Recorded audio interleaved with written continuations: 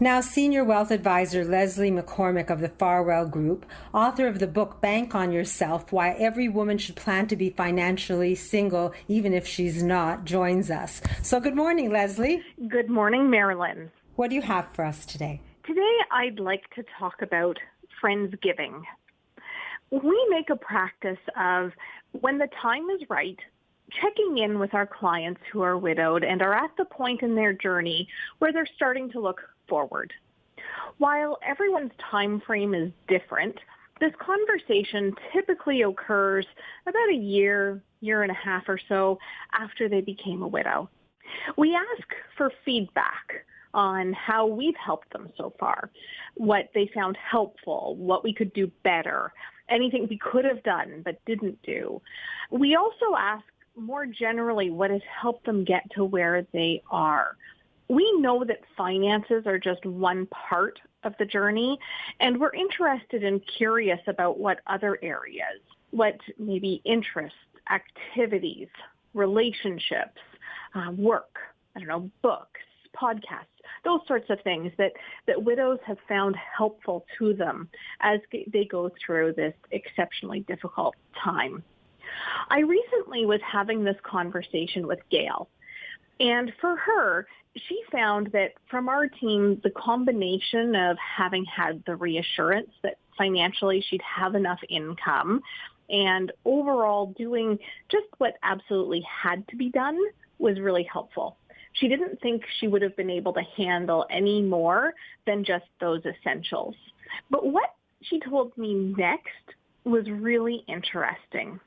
Gail said that because the financial burden was set aside, she felt that the time she did have, when she felt like talking to anyone, it could then be spent talking or just being with one good friend. She actually said that if she had had too many financial things to deal with, she would not have had the energy to spend with her friend.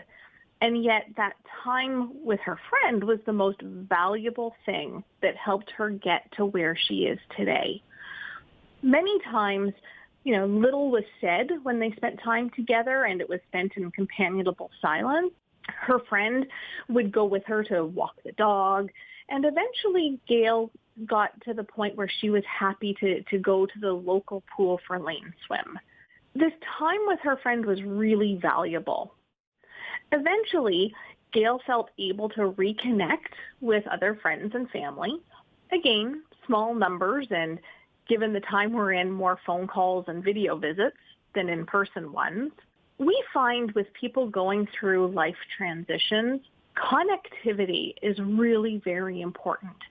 Even for those like Gail, who would call themselves introverts, having a connection with someone else is really important. We are social creatures, and many times, whether we realize it or not, we rely on our community of friends and family, those relationships that are important to us. Gail has termed this year's Thanksgiving Friendsgiving. She's especially thankful for her one good friend who's helped her through this difficult last while. And it is this relationship that's helped her move from feeling lost and overwhelmed to the point she's at today, ready to look forward. And now we have a starting point. Gail's at the point where she can articulate what those relationships, interests, and goals are that she wants to focus her future on. And we're now able to help her plan for and align her financial resources with these so she can continue to grow and anticipate her journey forward from here. So as Gail would say, I wish everyone a happy Friendsgiving this year.